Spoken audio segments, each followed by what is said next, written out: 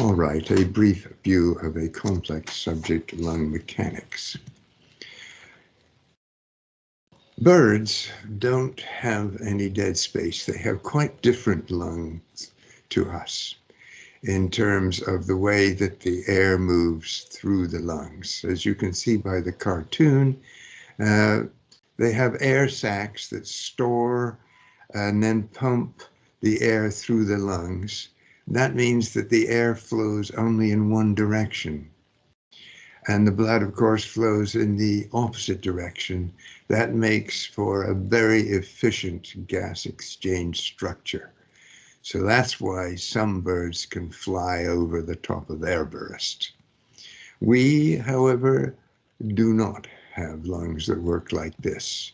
We have to pump the air through a series of airways, the tracheobronchial tree, into the gas exchange space, the alveoli. And this is the functional dead space that may occur in this case where you're ventilating, but there's no blood flow going through.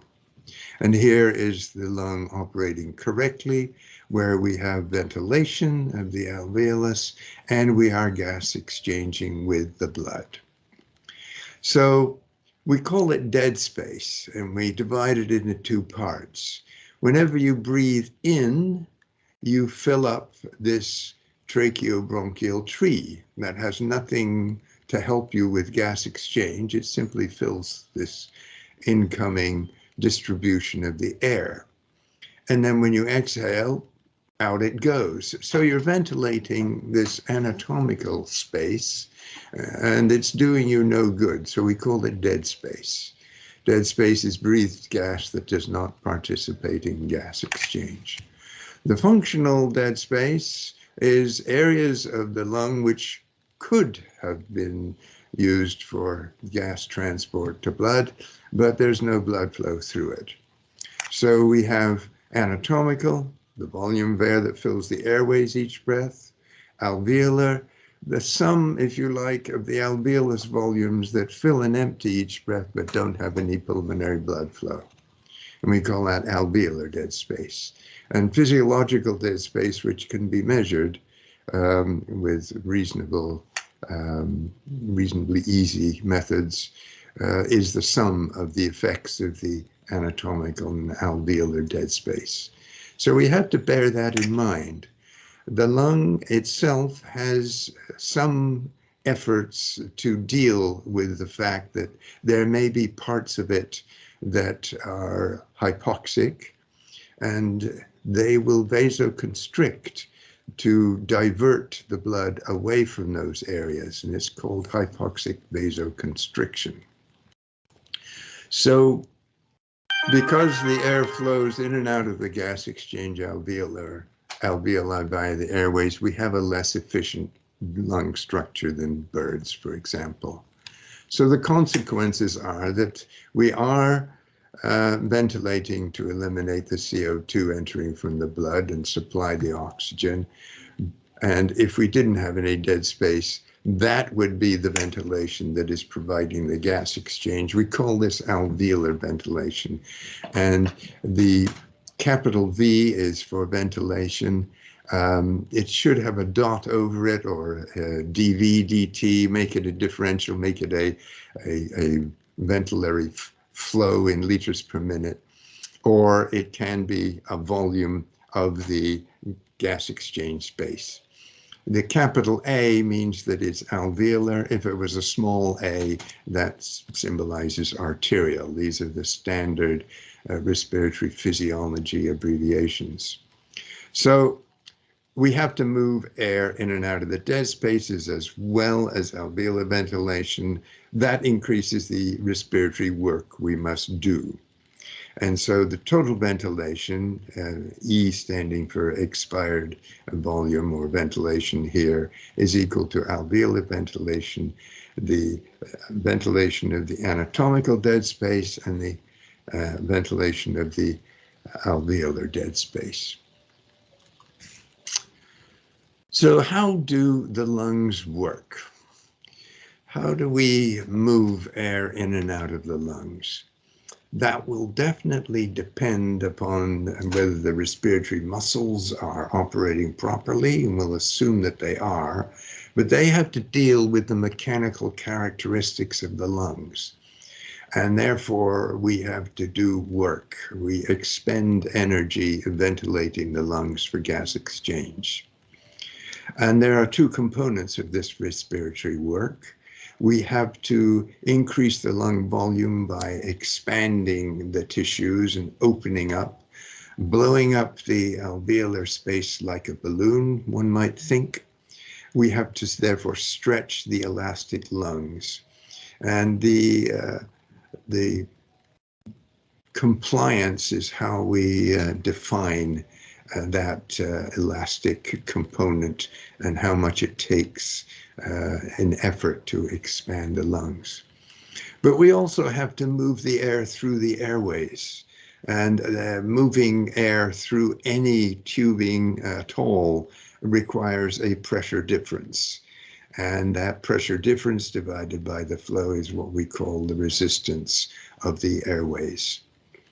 And so we have to figure out how could we estimate how much it costs us to stretch the lungs and increase their volume. How much does it cost us to move the air in and out of the lungs? We have to look at how the lungs are filled and emptied each breath. And the Campbell diagram that I've mentioned will help to visualize, nice graphical visualization of how the work of breathing will change with lung compliance, which may alter with various disease states, and airway resistance, which also may be altered by various disease states. Asthmatic constriction of the airways comes to mind immediately. So how do we expand the lung container? What is the lung container in this very simplistic view? Well, here's the airway here, and we have a container, which we could sort of a primitive model of the diaphragm here and the rib cage here. So we're going to call this the thoracic container, and the thoracic wall is the rib cage and the muscles in it. And then we have the diaphragm here driven by the phrenic nerve. And you can see that the diaphragm is dome-shaped. So as we increase the volume inside this lung container, like this, we notice that we have expanded the thoracic cage, that's increased the volume. The diaphragm has descended, that has increased the volume inside. But you'll notice now, if we go too far, we flatten out this sheet of muscle. And if we now tried to contract this flattened sheet of muscles, we would be pulling the walls inward, and that would be an expiratory effort. And so it's not helping us with inspiration. So that gives you the clue right away that somehow or other, we must choose a volume in this space about which the lung fills and empties that keeps the diaphragm in its efficient position. And we'll find out how that is done. Now, what else expands the lungs beside the phrenic? How do the intercostal muscles work? So here we have a spinal cord here with rib cages attached here, and we have the internal intercostal muscles. They are the inside layer. When they contract, they pull downwards. And then we have the externals, which will pull upwards. And so the idea here is that by rotating the whole rib cage upwards rather than downwards for inspiration and downwards for expiration, we expand the volume inside the container. The analogy used for this is sometimes called the bucket handle.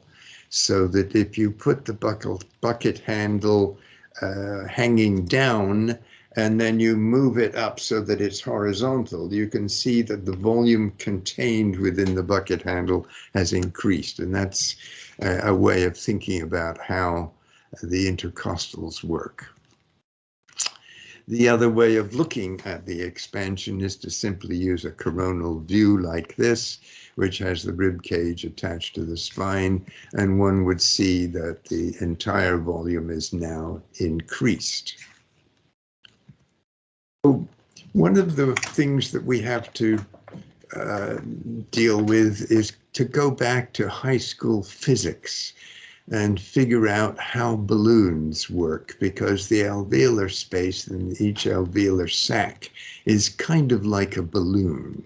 And so if we take our balloon here, it's made out of some kind of elastic material.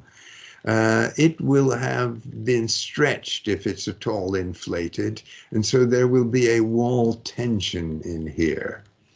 And we can resolve that wall tension vector by vector addition into an inward vector, which is trying to contract the balloon. So it's trying to empty it if it had a space to empty. Or you can think of this as soap bubbles, and they are trying to compress. What keeps them into their shape is the fact that there is an inside pressure which is greater than the outside pressure. So there we have it. The balloon is in a stable position, in a stable volume, because the inside pressure is greater than the outside pressure, and that overcomes the wall tension, which is trying to contract the bubble, the balloon, the alveolus.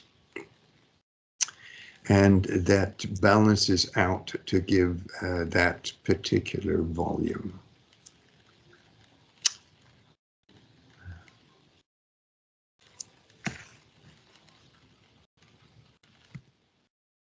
So here is the simple bag-in-a-box model of the airway and the lungs. And this is our balloon bag-in-a-box model. Atmospheric pressure outside, when things are stable and not moving, then that's the same pressure as inside. Now this is our container. Doesn't look like the lungs and thoracic wall and diaphragm anymore. It's simply a box. You may have seen this kind of thing in various science centers to illustrate how the lungs works. And what happens as the diaphragm descends, and we see that the volume inside the box that is now greater has caused a reduction in the pressure outside the balloon. As we know from our gas laws, and you can go back to your physics text and look at those up, the pressure varies inversely as the volume. So we've increased the volume, and therefore the pressure has decreased. If the pressure has decreased, then we are going to have a pressure outside the balloon that is less, than the pressure inside the balloon. So this is something that some students find hard to take. The fact is that the balloon has a higher pressure inside than it has outside, simply because we've reduced the outside pressure lower than our atmospheric pressure that surrounds the box. And that is how the balloon is expanded. So you have to just remember, the pressure outside is going to be greater than the pressure inside, even though we have not changed it. And we've done that by decreasing the pressure outside. And I've just recalled, I paused when I looked at this one here, because I had a thought to say, And that was that you can experience this kind of thing when you blow up a balloon. And you'll find that you have to push the inside pressure higher than outside. Keep that in mind when we continue. So we have expanded the volume inside the box, and therefore the pressure outside the balloon has gone down. We have expanded the lungs, and that is simply what we are doing. We can make a more realistic model that looks like this, where we have an airway and a thoracic container and the phrenic, the diaphragm here, that looks roughly anatomical, with the lungs inside. And so this is just a very simple model. And what is happening here? Well, we have our lungs expanded, but they will wish to recoil to a lower volume. But they are prevented by the fact that there is an intrapleural pressure, the pressure inside the box, but outside the lungs, that is less than atmospheric pressure, which is 0 here, or the pressure inside the lungs. That is what is holding the lung expanded. The pressure inside is greater than the pressure outside because the pressure outside has been lowered. Why is the pressure outside lowered? The pressure outside is lowered because the natural resting position of the box containing the lungs, the thoracic wall and the diaphragm, is at a higher volume than we see here. And therefore, it has a recoil tendency that is tending to pull it outwards. And that balances with the pressure of the lungs trying to recoil inwards and empty. And that is what establishes that intrapleural -5 centimeters of water. It's measured in centimeters of water because it's not a very large pressure. This space here is called the intrapleural space because there is a pleural membrane that is containing the lungs and lining the inside of the box, the chest wall and diaphragm. So it is the intrapleural, the between pleural space. It's shown rather large here, exaggerated, and it's not filled with air as we did with our bag in the box. It's filled with a fluid. Now, if we remember, fluids cannot expand when you put pressure on them. You can illustrate that for yourself by taking a plastic syringe and filling it completely with water. Now try and move the plunger. You cannot. If you open the cap and allow a little bit of air in, then yes, you can move the plunger by compressing the air bubble that you've created. But if it's absolutely full, then you cannot expand. And so the intrapleural space, which is merely a thin layer of fluid between the container and the lungs, that is fluid, cannot expand. That is why the lungs and the thoracic container are coupled together. There is no mechanical connection of tissue. So, if a hole occurs in the box, in the thoracic wall, somebody has a knife wound in the rib cage that is opened up, what happens? The lungs contract to the resting volume that they would prefer to be at, and the thoracic wall and diaphragm expand to the resting volume they would prefer to be at. They're steady state resting volumes. And you can see now, if you try and ventilate the lungs, you cannot. all you do is by changing the volume of this with your muscles in the diaphragm and the wall is to move air in and out of this pneumothorax hole here. And so how would one go about remedying this situation in an emergency? What we need to do is to cover this hole with something that will let air out, but not let air back in. Something perhaps as simple as a wet cloth that will act as a flap. And then if you blow up the lungs with resuscitation, then the lungs will expand and blow air out. And therefore, if you get them so that they are back together, they will resume the fact that the fluid lining is there and there is no air inside here from the outside. So that's why we call it a pneumothorax. That's how we would deal with it. And it illustrates the fact that the lung normal resting volume is much lower than it is when it's in operation. And the thoracic container is also at a higher resting volume than it is normally here. How might we make a mechanical model of this if we wanted to illustrate the idea? Well, this is the two-spring mechanical model. The thoracic wall, rib cage, diaphragm is modeled as a flat piece of metal which will bend. And the lungs are modeled as a coiled lung spring.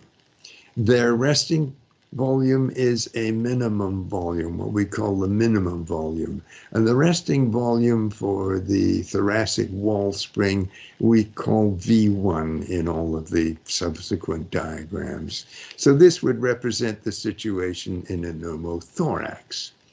And this is the normal situation. We have now coupled, we've bent in the flat wall spring and attached it to the lung spring. And so they want to recoil back to their resting positions. And so they come to rest at an equal and opposite recoil. And that constitutes the resting volume of the lungs, which we call the functional residual capacity, the FRC. And you can see how this is now not just a single spring model, it is a two-spring model coupled together. And what happens when you move this coupled system together? So here I'm going to do an experiment.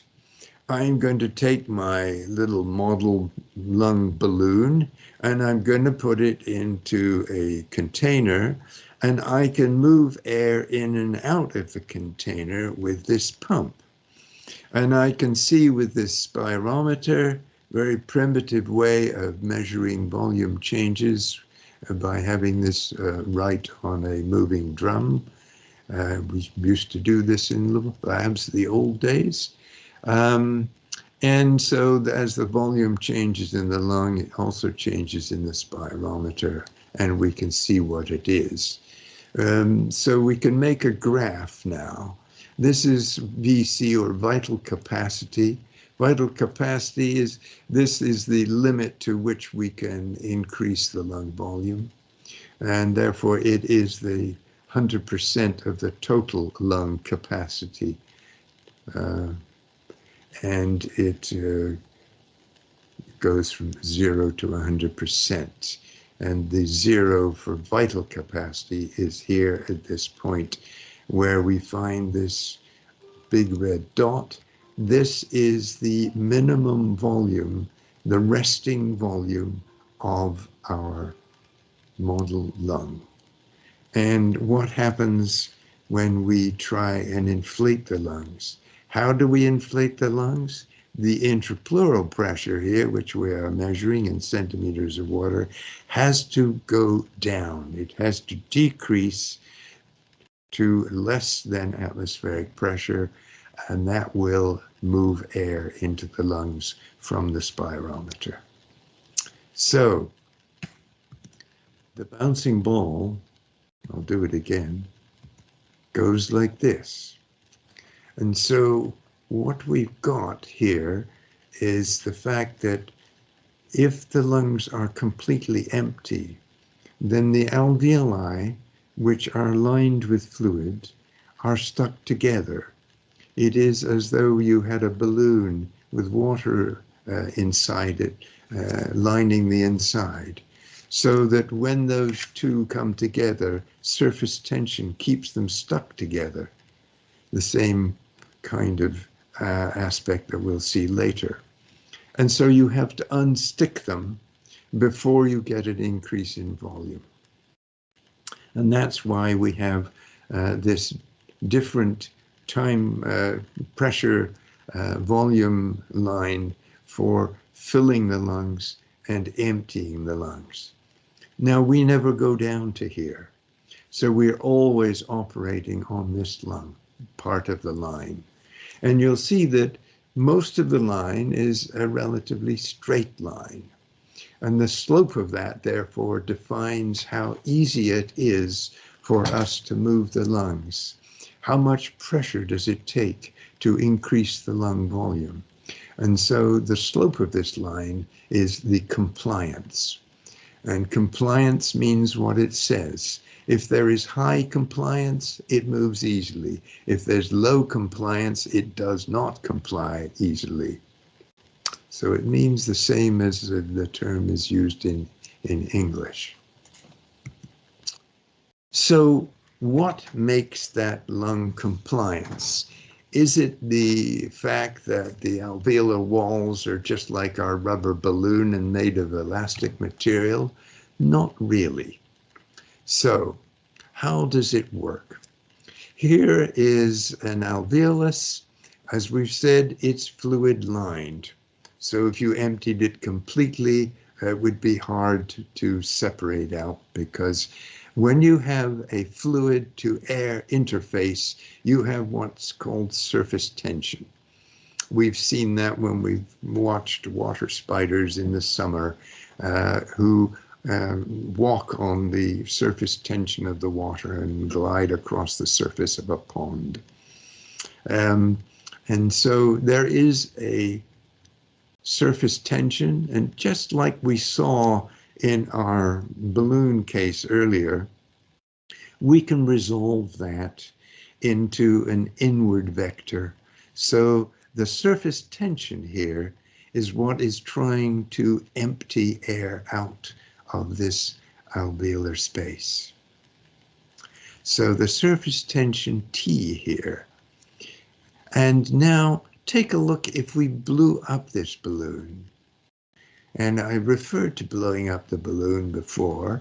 We would blow that up, not the way the lung works by decreasing the outside pressure. The balloon we would blow up is by increasing the inside pressure. And so it takes a bit of effort to do. But when the balloon has blown up a little bit, the curvature of the wall has changed now. Now, these are no longer so curved, these surface tensions, and therefore the inward vector that is creating this pressure inside that we have to overcome with an equal and opposite pressure, that pressure trying to empty is now less than it was. And you'll experience this next time you blow up a party balloon. It's awfully difficult to get it started, but once it does begin to expand, it becomes easier and easier to put air in. By the time it's a fair size, you can puff a lot of air in without too much effort at all. So if this were the case in the real lungs, what would we have? We would have alveoli of different volumes. The small volumes would have a greater effort to empty than the large volume alveoli. Now, since they're all coupled together via the airways, that means that small alveoli will empty into large alveoli. And that's because the surface tension here, that effect varies inversely with the radius, and so the pressure varies inversely with the radius. The bigger the pressure, the radius, the smaller the pressure. That's not a good situation. That's an unstable lung. That is sometimes encountered in premature babies. Why is that? Because premature babies lack something that we call surfactant. It's kind of like a soap. And what it does is it interposes its molecules between adjacent water molecules. And so the water molecule attraction one for the other is reduced because the attraction between the surfactant and the water molecule is less. And so surfactant reduces the surface tension. If you were mean enough to add a little bit of detergent to the pond where the water spider was gliding across the water, you'd see him fall in. But the surfactant now, we only have so much of it, and it's fairly dense in small alveoli, so it has a greater effect in small alveoli than if we take it to expanded alveoli where we have to distribute the same amount of surfactant, and it becomes less frequent in its interposition between the water molecules. And so the surfactant reduces the surface tension more for radius the small.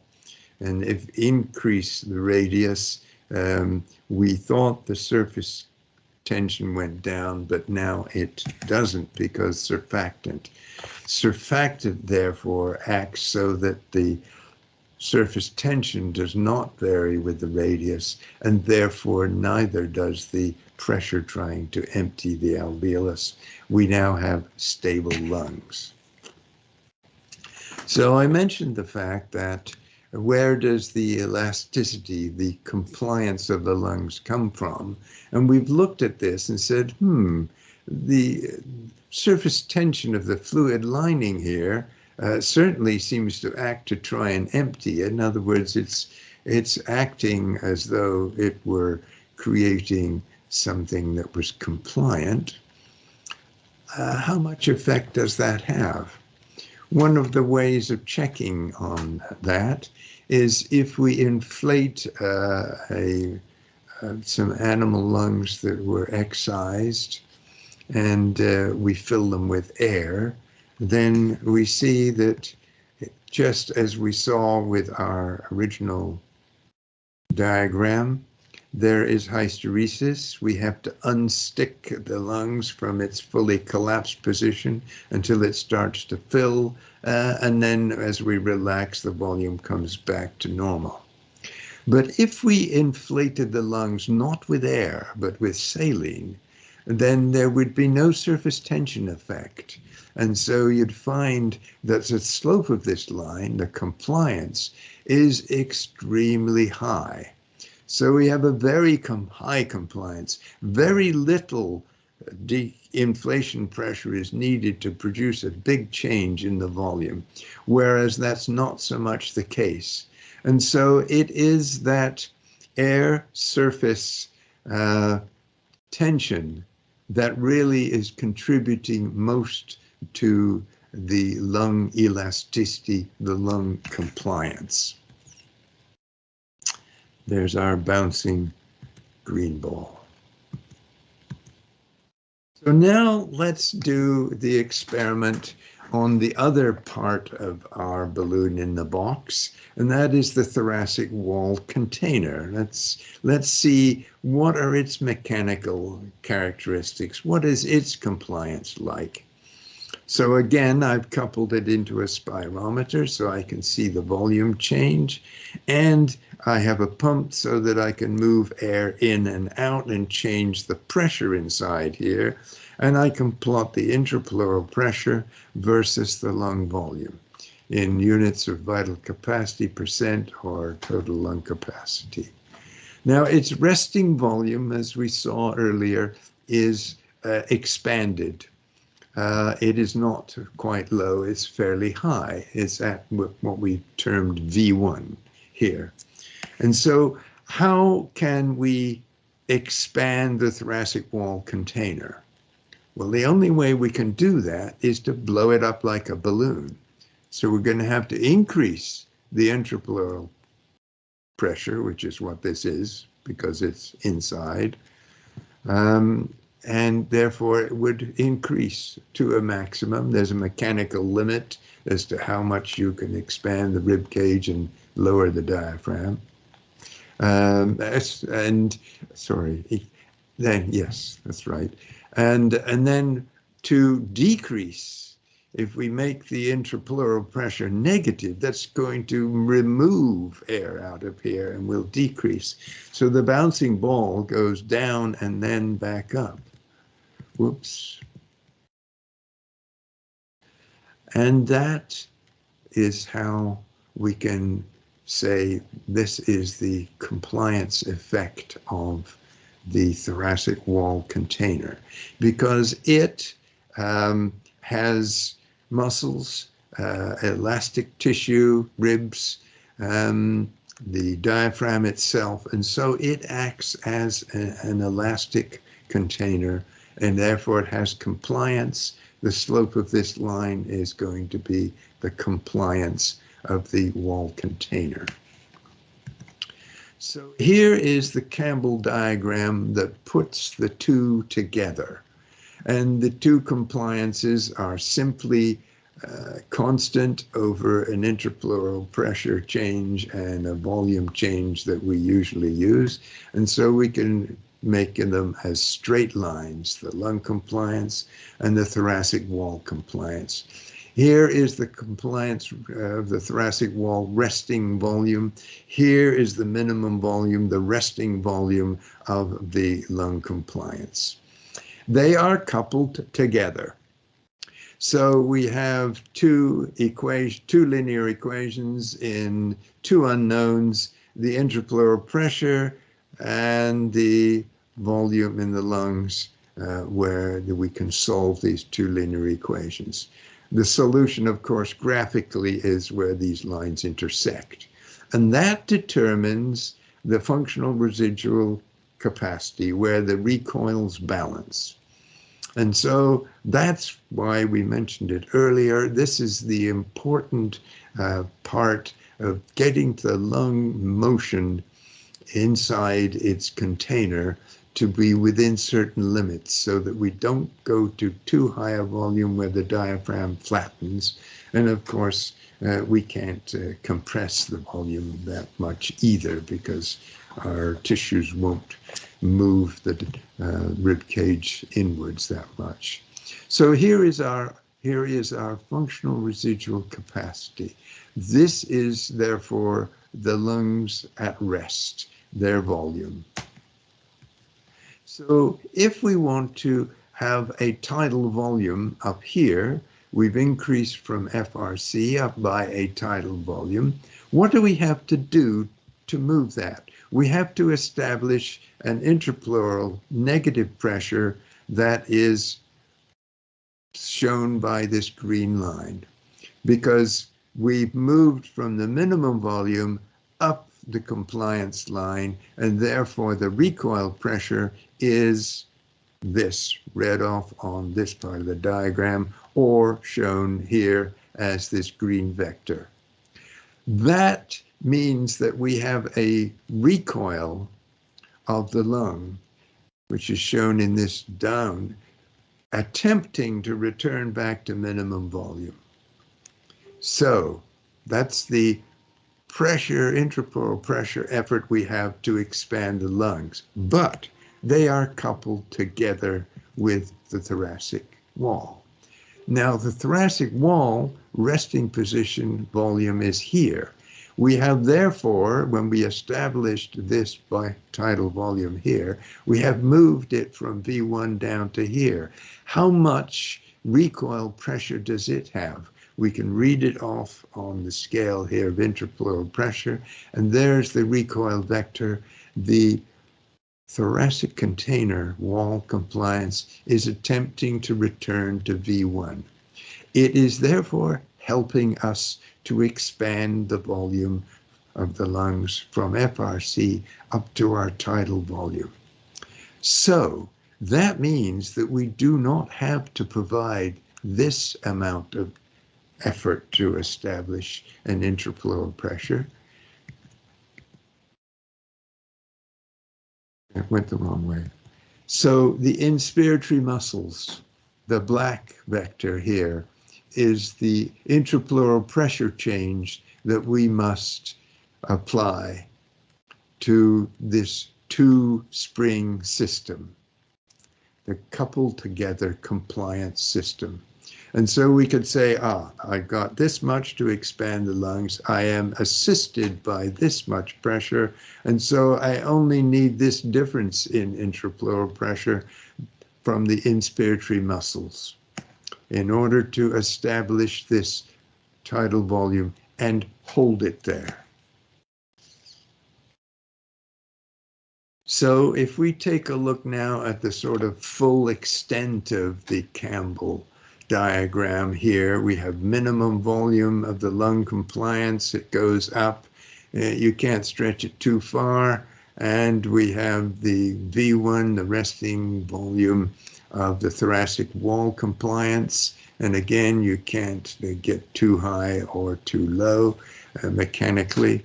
But there's its V1. The intersection establishes the FRC. So we saw in the last one, we would need this much intrapleural pressure effort from the inspiratory muscles. And if we went to this tidal volume, it becomes. So it shows you very easily what the inspiratory effort must be. It's simply on this graphical diagram, when pressure, intrapleural pressure units, it's the difference between the two compliance lines.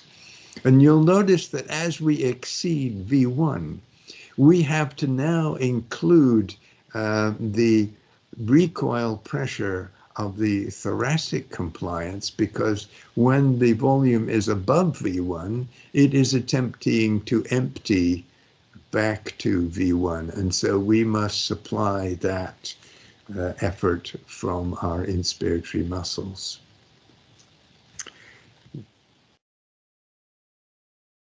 Now, what happens during expiration?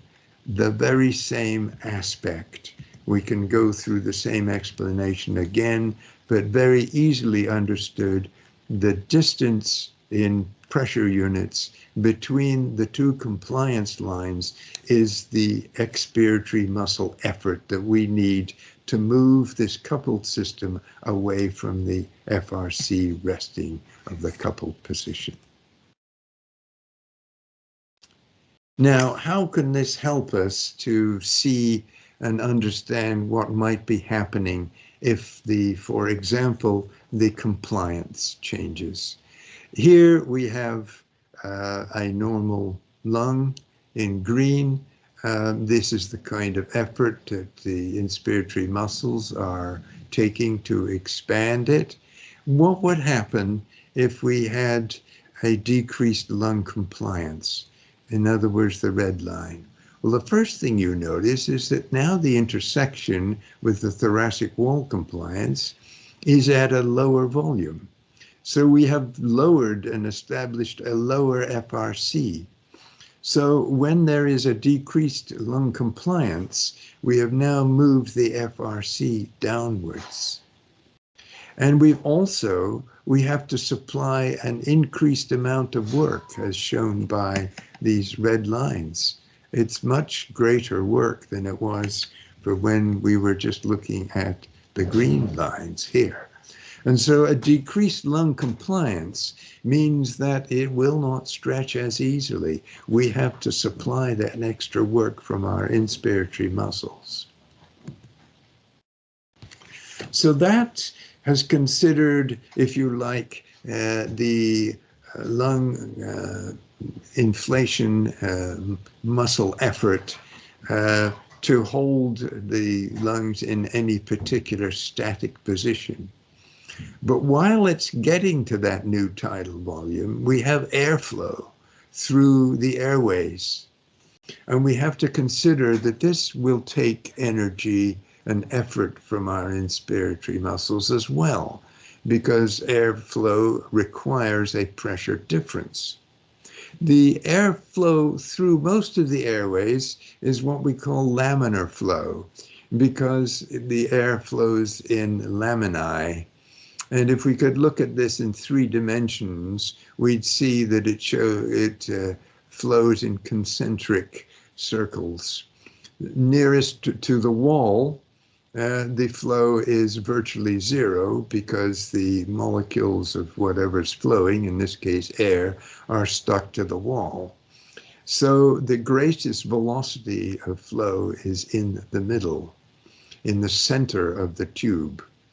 And if we drew a line around these, we'd find they make a hyperbola, a hyperbolic shape.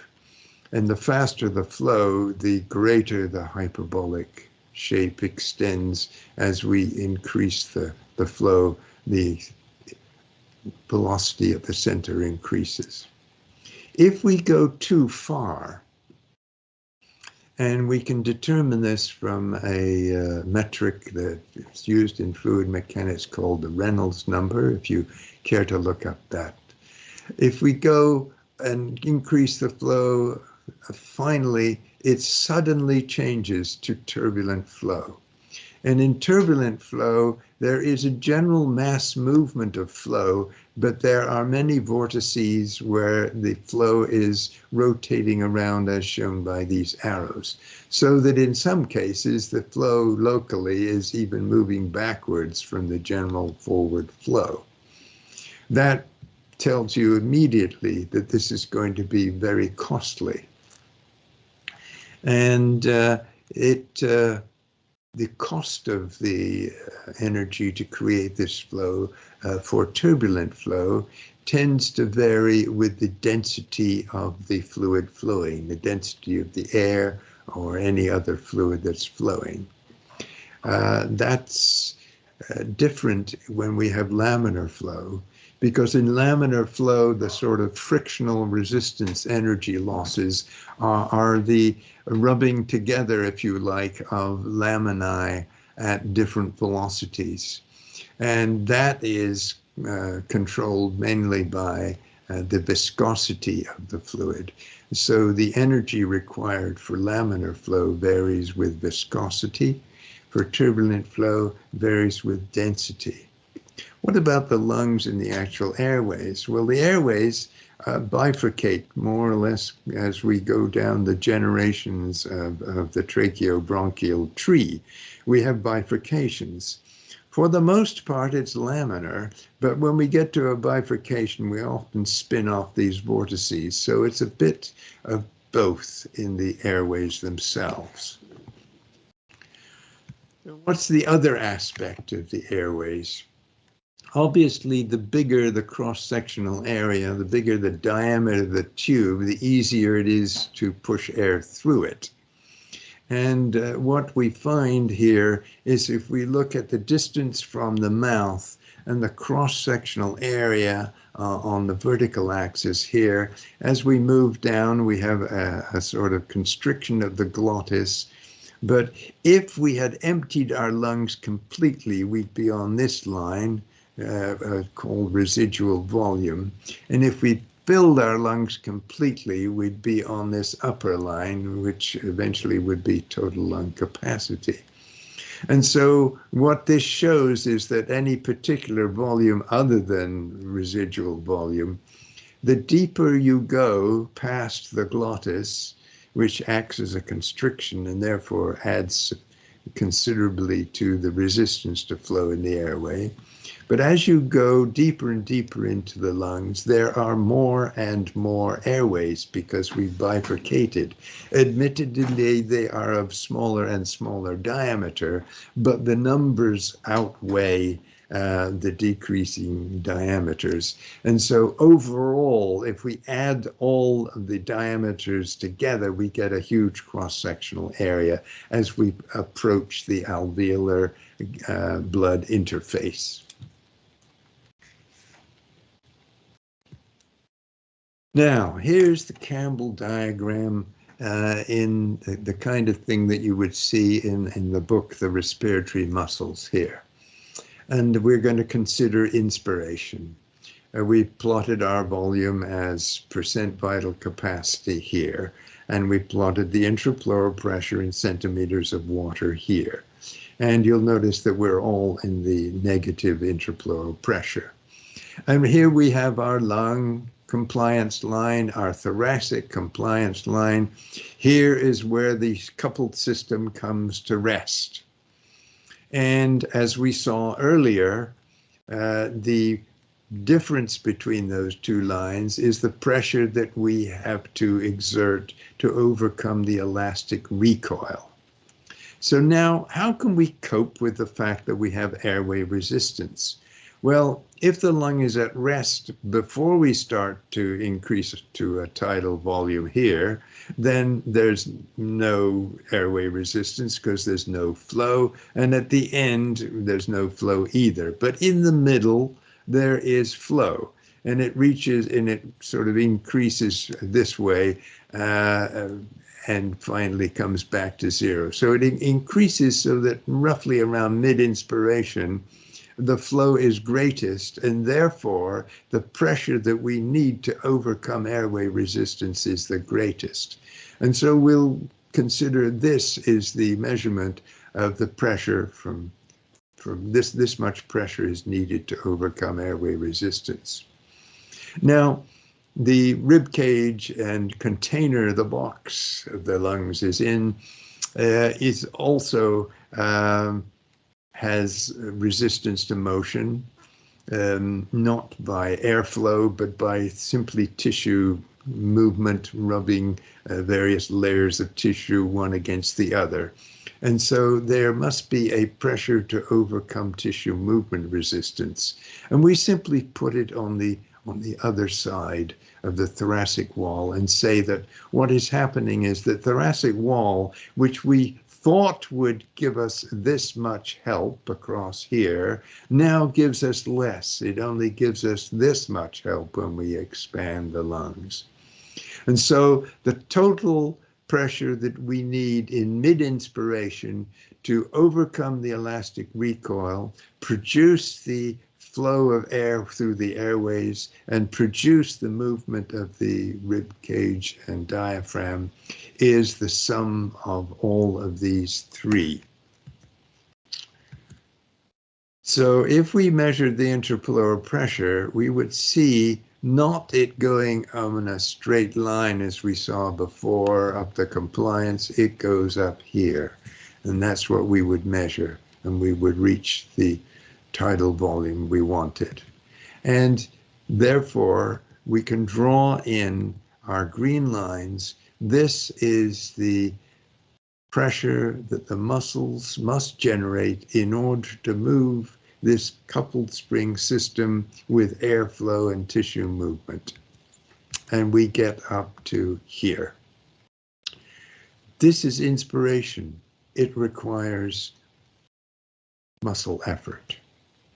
What about expiration? For the most part, the lung recoils down because we've expanded this coupled spring system and it wants to get back to its resting and it recoils. And so we don't really require very much in the way of expiratory muscles, but we do have some left, as I will explain. And so what we've got in this two-spring stretched system is a recoil pressure shown by the red vector here. That is the pressure trying to get the system back to its resting point here. And so again, during expiration, we need to move air out through the airways. That needs a pressure to overcome airway resistance. We need to overcome the tissue movement resistance as we move the lungs smaller and smaller and expel air during expiration. And the other rather mysterious one in the middle is shown as green lines because that is inspiratory muscle effort that this recoil pressure must overcome. Where does it come from? Well, if you'll recall back when we were looking at the activity of the phrenic nerve, we saw that during inspiration it ramped up to a very high volume of value, and then suddenly the activity disappeared in the phrenic nerve, and then it reappeared and declined during this, what we call the post-inspiratory phase of expiration.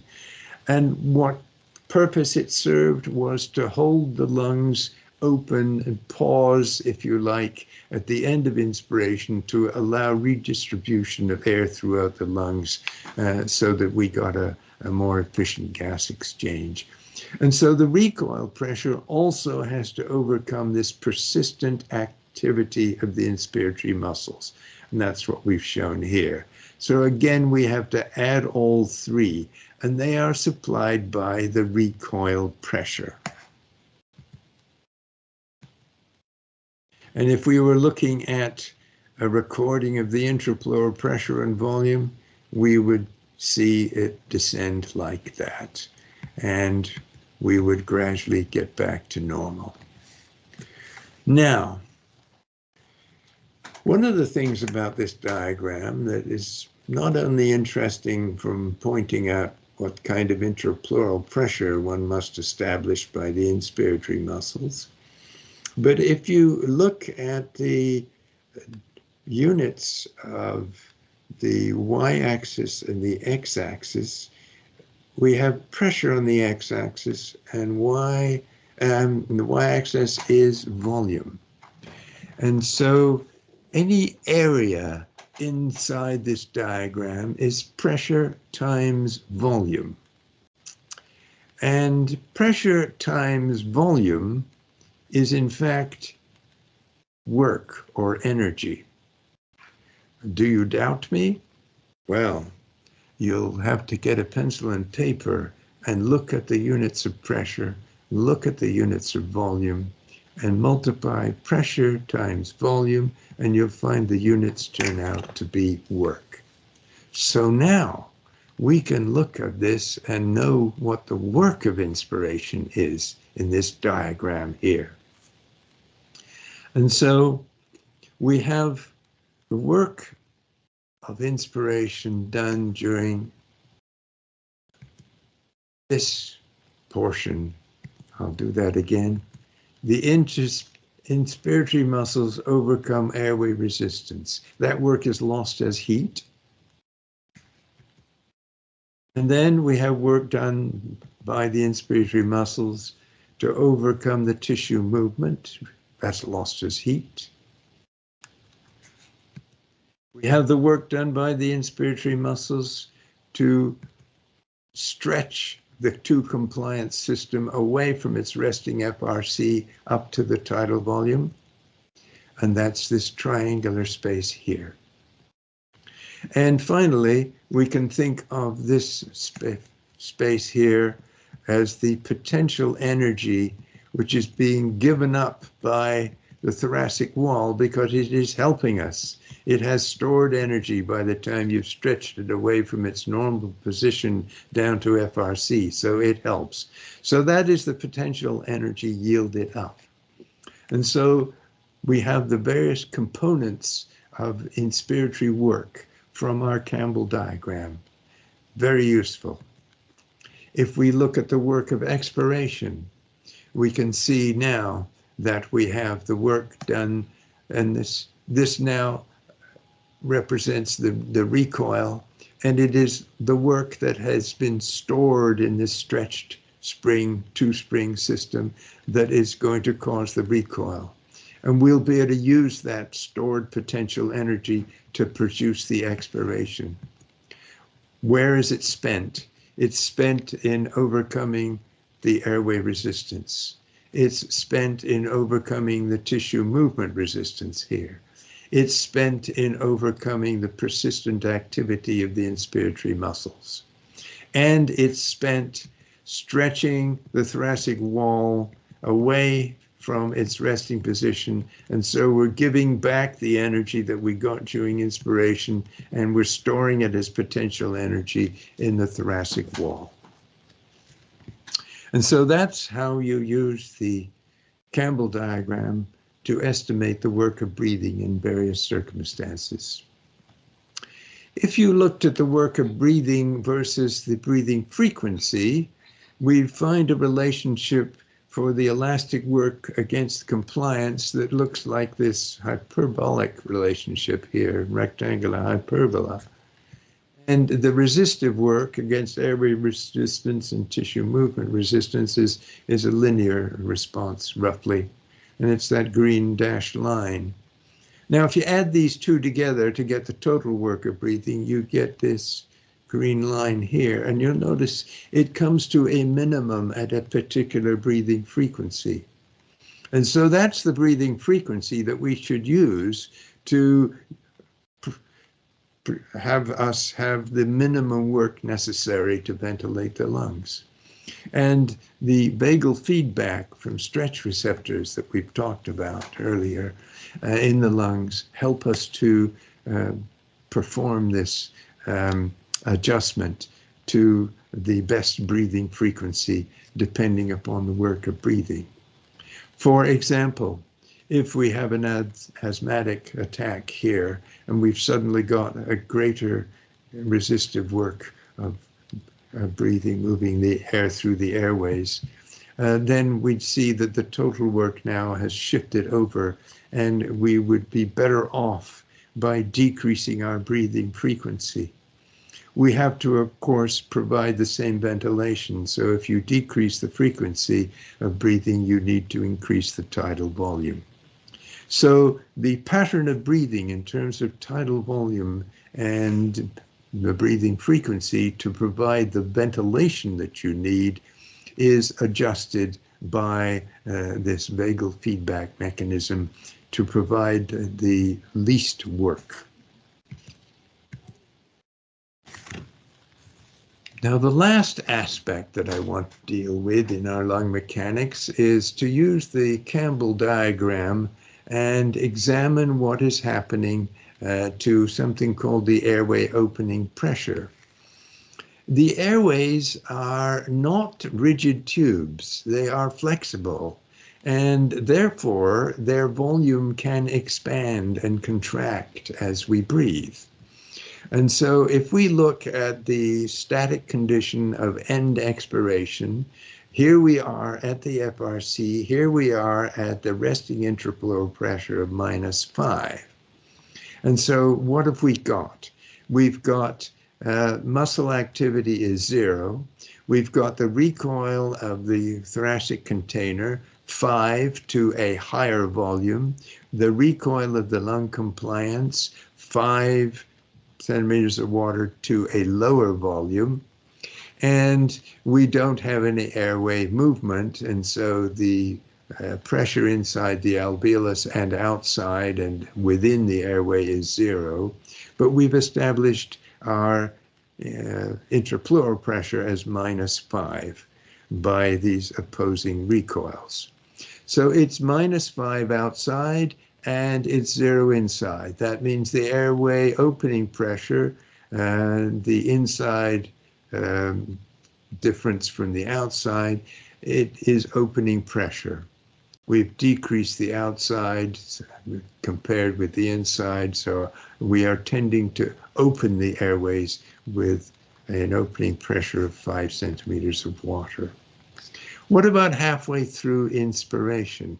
We can again use the diagram here and look at where we are in terms of the airway resistance, tissue movement resistance, elastic recoil, and the compliances to define all of these different pressures, intrapleural pressures.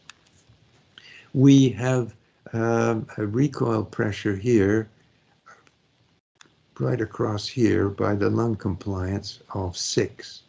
It's trying to get down there, reduce the volume by 6.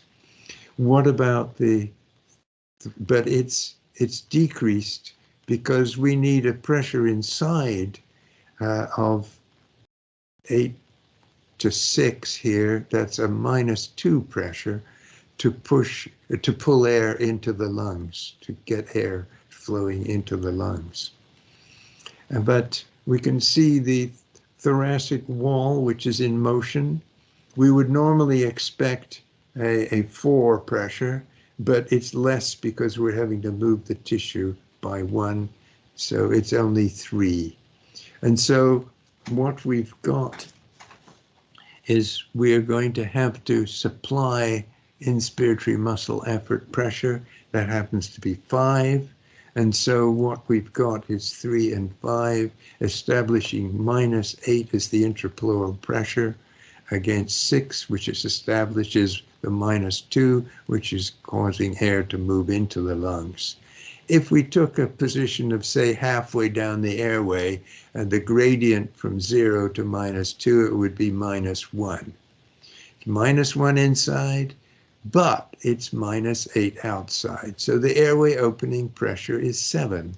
So even during our inspiration, halfway through inspiration, we are trying to keep the airway expanded and therefore keep it from narrowing and increasing the resistance. So the resistance to flow actually goes down slightly as we inspire. So as we get to our final tidal volume, we are not doing any work against airflows or tissue movements. We just have expanded. So this is the muscle pressure that we need to establish this green line, and it is 4. The recoil pressure here is 3 for the thoracic wall, so 4 plus 3 establishes a -7 inside here, and that balances out with the lung compliance, which is 7, and therefore there's no pressure inside, there's no flow.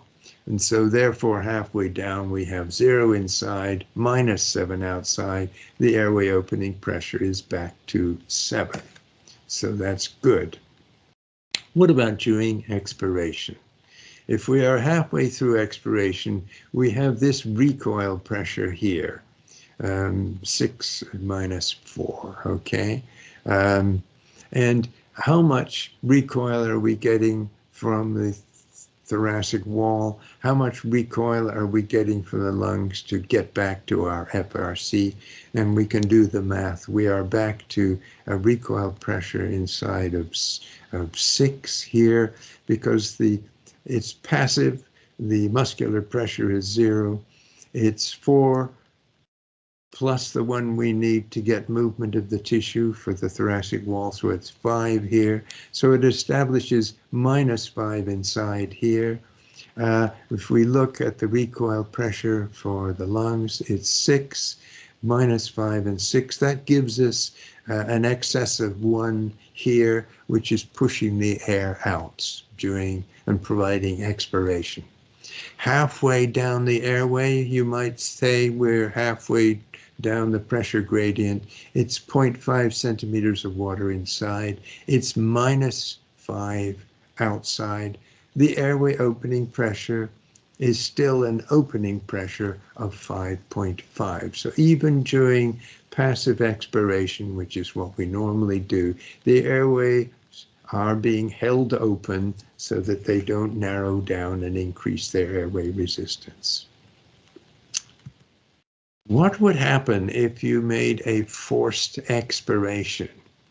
If you really tried very hard with your musculature to provide a pressure of 30 centimeters of water, trying to close that and empty the container and force air out of the lungs. Well, halfway down here, shall we examine that position? And we'd say that, yes, we have a recoil pressure of the thoracic wall outwards of 4, but we've got 30 pushing in. So that's 26 in intrapleural pressure established. The recoil pressure of the lungs is 6, as it has been. And that means we are up to 26 plus 6 to 32, trying to push the air out of these airways. So halfway down the airway, from 32, we'd be at 16, and we have 26 outside. So the airway has now got a closing pressure of 10. It is being squeezed shut. And so the harder you push, the greater the airway resistance. And that's why you cannot exceed and get past this barrier, because the harder you push, the harder the airway resistance. And so the pressure effort times flow diagram, which you may have seen in one of those notes of the test of forced expiration in the pulmonary function lab. That's why that occurs.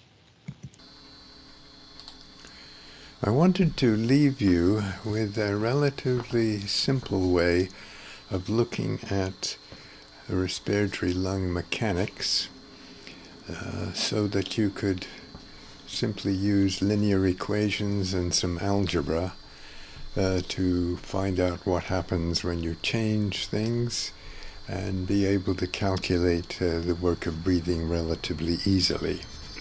So this is a linear simulation model of the Campbell diagram. It was produced using the LabVIEW graphical programming language from National Instruments, and the various parameters such as compliances and resistances can be set. And then the breath plot here shows the time course of changes during a breath, and the Campbell diagram is then displayed.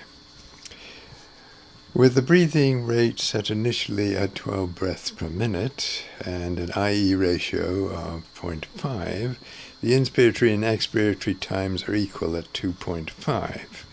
And that's shown on the time axis here of the breath plots.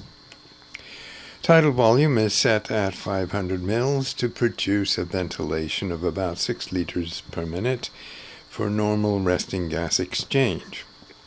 In this model, expiration is assumed to be passive, and the exponential decay time constant is calculated from the product of the combined compliances and airway resistance. On the breath plot, the black line shows a linear increase in volume of 500 mils during inspiration, and the orange line shows the volume declining exponentially during the passive expiration.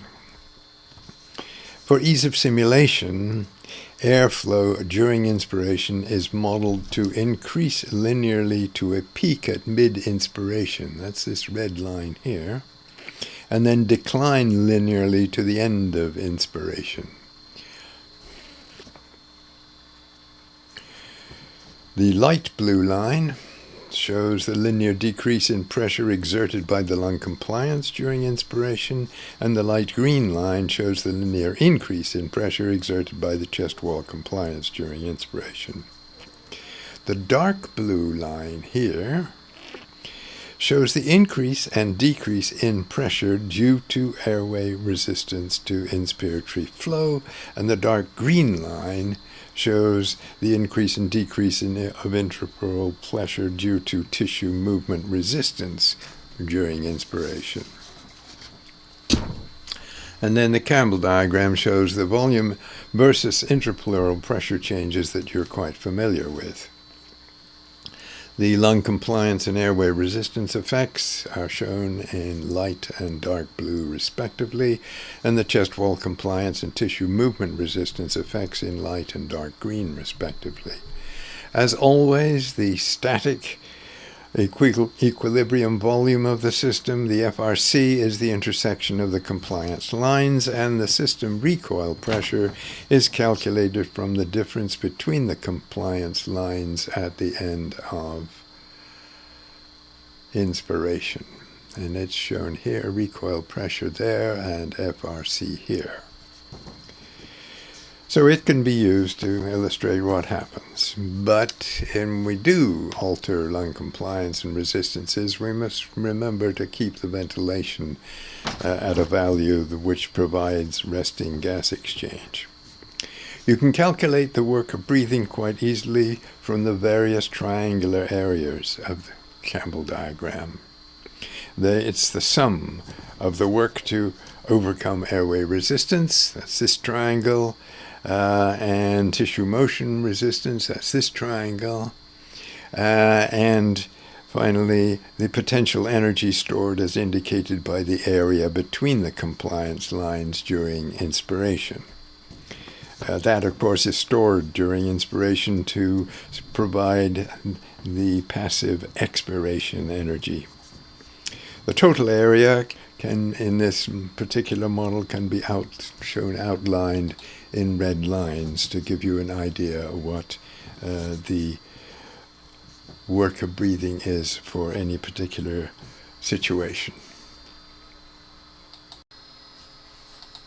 So let's try some changes in lung compliance and resistance and so forth and see what happens in this particular model.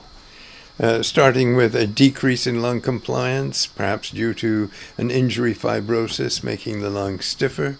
If I change the lung compliance from 200 to 150, which I will do there, 150, and we see what happens. And there is our resulting Campbell diagram. If we compare that with what we started with, we can see that the FRC has definitely decreased. If we show the area which delineates the work of breathing here and compare it with what we had at the start, we can see that the work of breathing has definitely increased. Now, let's try the opposite effect. We'll reinitialize back to normal values, and let's try and see what happens with an increase in lung compliance. This would be perhaps due to emphysema, making the lungs more compliant. So if I change the lung compliance from 200 to 300, this is negative values, of course. The slope is negative, and we see what happens, and we compare that diagram that we've got with what we started with, and we can see that the FRC has increased. And if we show the area, we can see that compared to normal, we are doing slightly less work.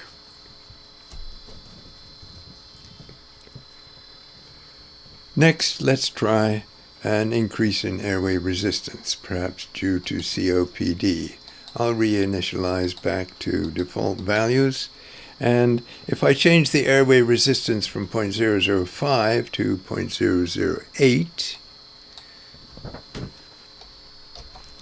and we work the model again, and we see what has happened is quite obvious, that the area of work done against the airway resistance to get inflow, compare that with what we've got with the start, and it's definitely increased. And if we show the areas, definitely an increased area with that increase in airway resistance. You'll notice something else has happened too, and that is that this little line here, we have not, if we look at the orange line, we have not come down in our volume during expiration back completely to the FRC in that. And so what we've got here is dynamic hyperinflation, and you can see that is a slight increase in volume where it starts the next inspiration and ends the expiration, which is slightly higher than the static FRC value. There are other ways to illustrate and see when dynamic hyperinflation occurs, and let's look at one of those. Back to normal values, here we are. And suppose we're ventilating a patient, and we've set the tidal volume at 500 and the rate at 12 breaths per minute, and we want to give them an easy time so that we don't stress them too much, and we want to see if we can ventilate them more easily if we change the IE ratio and give them a longer inspiration. And so we adjust that from 0.5 to 0.7. And we see what happens. And you can see there, if we look at where we were, we now have, and especially if we show the area, we now have a dynamic hyperinflation. Again, because we've shortened the inspiratory time now so that during that time the volume does not decline completely before the next inspiration from the ventilator starts, so we don't go down and reach our static FRC value. And that shows up on the diagram quite nicely. Positive end expiratory pressure will also have the same kind of effect, where you start to shift this entire area with further and further dynamic hyperinflation and further and further work being done by the ventilator.